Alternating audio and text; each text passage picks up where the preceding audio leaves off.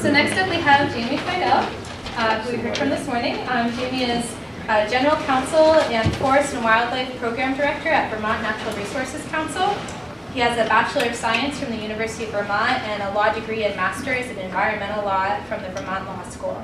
In his capacity at the NRC, he oversees the legal, forest, and wildlife programs and directs the Forest Roundtable program. Jamey promotes environmental policy in the Vermont legislature and throughout Vermont, working with municipalities, regional planning commissions, and diverse partners to promote regulatory and non-regulatory strategies for forest, land, and wildlife habitat conservation.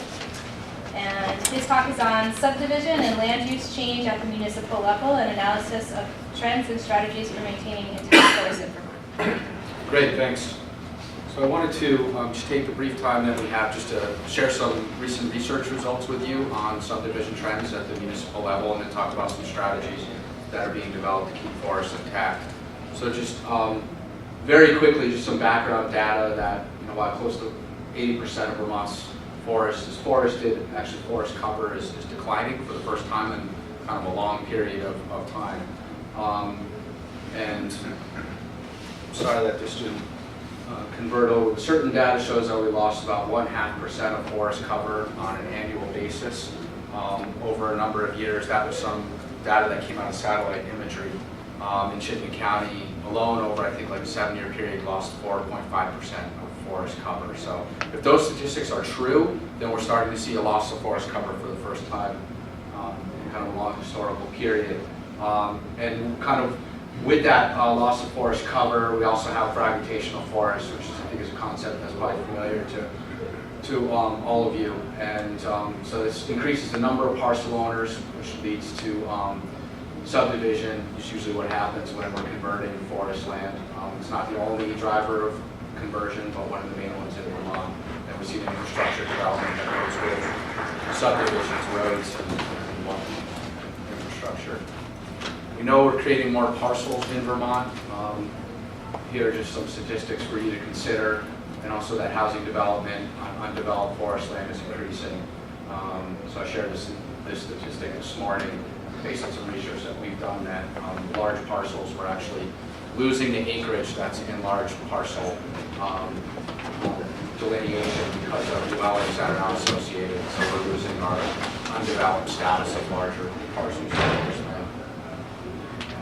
So we've gone through a series of studies where we've essentially been looking at parcelization trends. And what we did through a more in-depth study was to tease out the relationship of how zoning affects subdivision rates and to see if we can tease out any key findings. We did an analysis in 8 towns, and then we did a second phase in these 14 towns here to kind of combine it into 22 towns to understand the ground truth, our findings from this first phase 1 of 8 towns to see if they held true.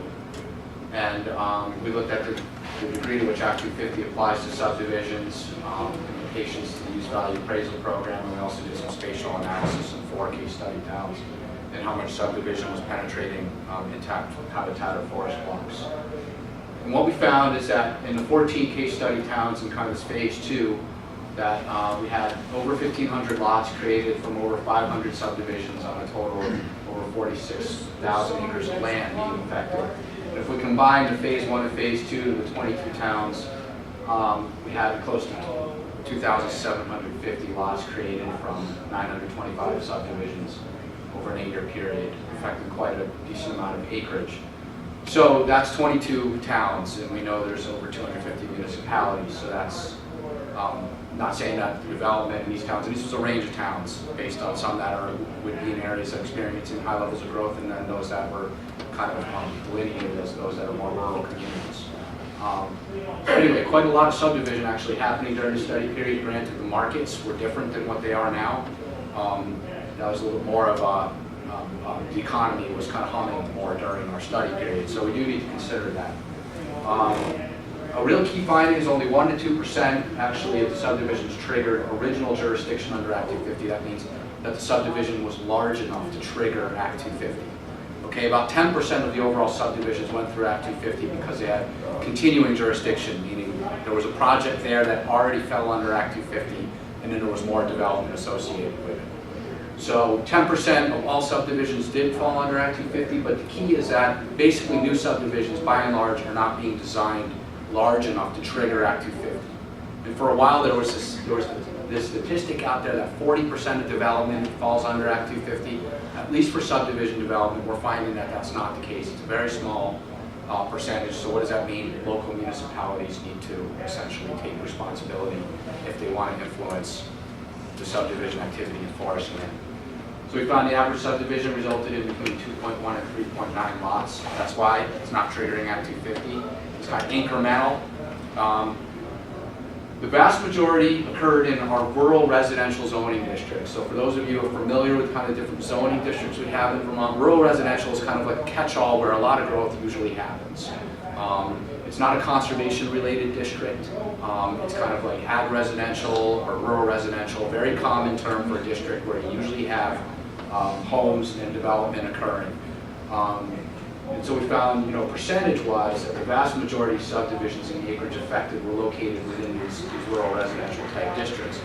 Which means if we want to pay attention to forest resources, we need to think about having appropriate standards, bylaw standards, subdivision development review standards to address the resource goals that we would have in our communities, like reducing impacts of fragmentation or defining the key resources that need some level of protection as it's going through the development review process. We found that very little of the subdivision, that, from what we could tell, took place within natural resource related zoning districts, so like conservation districts. And so fewer percentage overall. These appear to be effective in limiting subdivision, but we're trying to understand why. Is it just that the district is working, the intent is to focus on conservation over, let's say, intensive development? Or is it that there's contributing factors? And we did find that in a lot of these districts, you have steep slopes. So that's Waitsfield on the right. Wasn't one of the study towns, but I live in Waitsfield, so I'm just familiar with the overlay district that's in the Northfield Range on the right there. And it's steep slopes. And so that's a contributing factor to why there may be limited subdivision there. But there is a forest reserve district, so that's probably working too. These districts may have a higher percentage of conserved land too, and also higher minimum lot sizes to begin with, so less subdivision.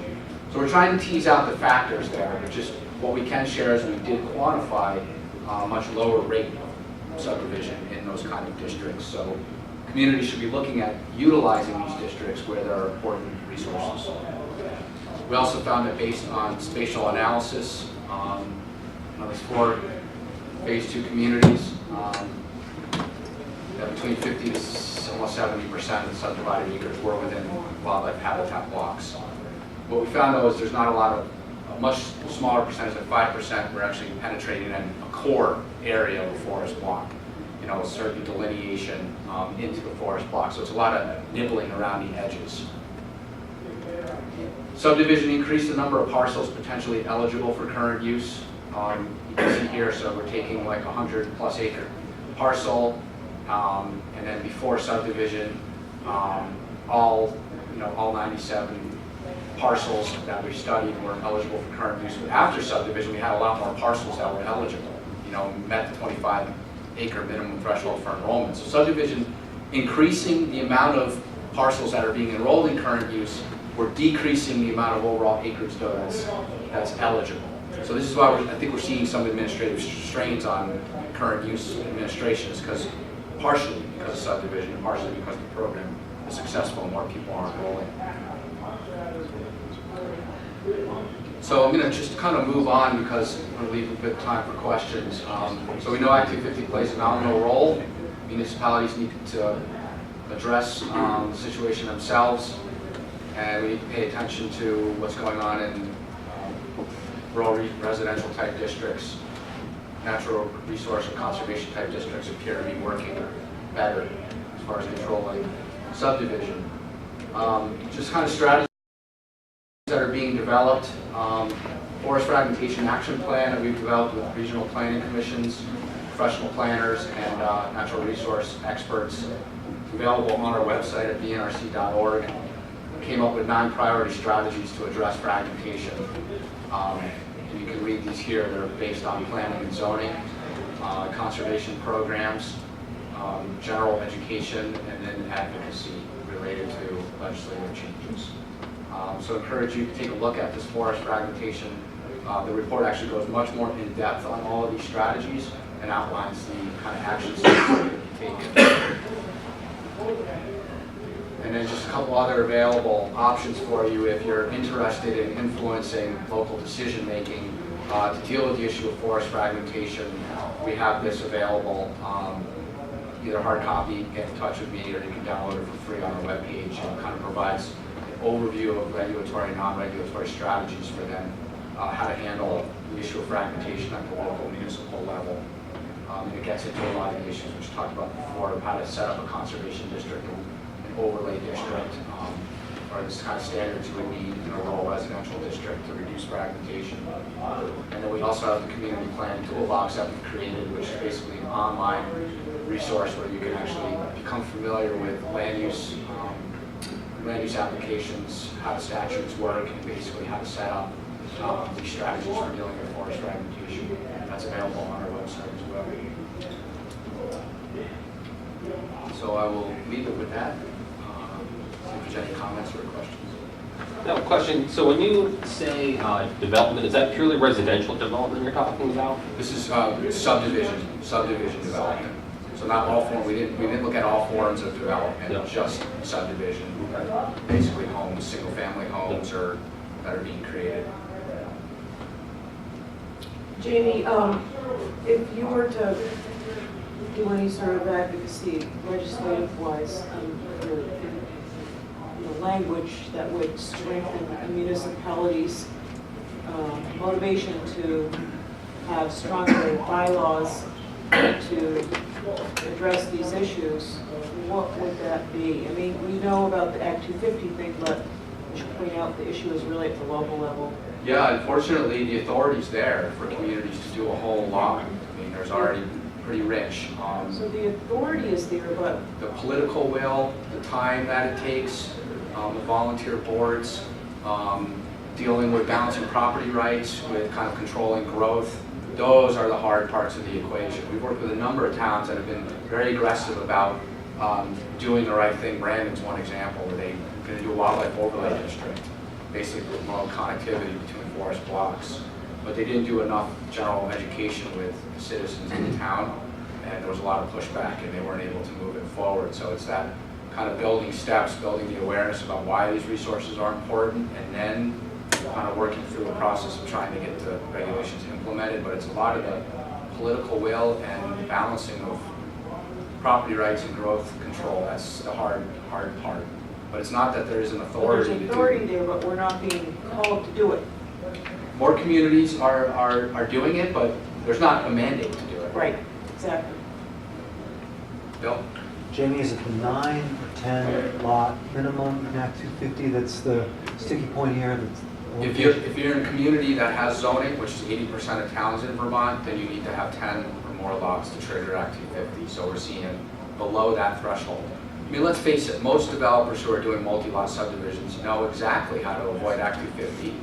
And we've talked to a lot of developers, and we know that it's, if you're doing a big subdivision, and you've got a good engineer, and they know they can plan it well, are they going to choose to kind of trigger Act 250? So it's not the backstop that we thought, and it's partially because of, it's only 2 to 4 lots that are on average being built. And we know people have reasons to spin off a lot or two in Vermont, and that's more, I think, the general incremental nature of subdivision that we're seeing. What about the role of current use? Do you see that as playing into either developer mindset as they're designing these subdivisions, or towns and policies that are being created? Yeah, it's definitely really important. I mean, 2.2 million acres now enrolled, maybe even more. Could have that wrong, but it's huge as far as the type of strategy. And we're doing trainings with realtors and developers to promote current use and also site technicians like engineers who are developing subdivisions to make sure they're aware of current use and how it may be more advantageous to cluster lots and then keep a large portion of forest land intact and enroll it in current use. That may be a beneficial tax strategy for landowners versus owning, kind of cookie cutter 25-acre lots or 20-acre lots that can't be enrolled in current use. and all of a sudden there may be pressure to subdivide that in the future.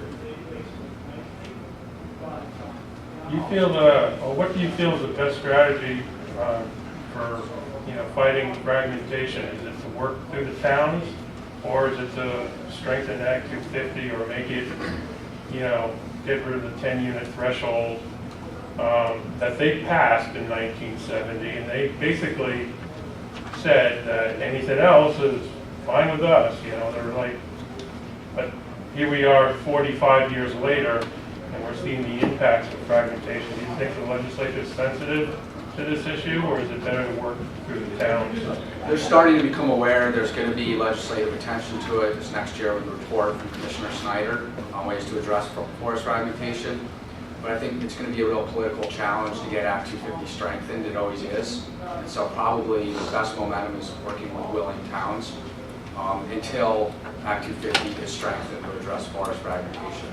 If that ever happens, I hope it is, but it's not going to be easy. I think our time is up, so Great, thank you.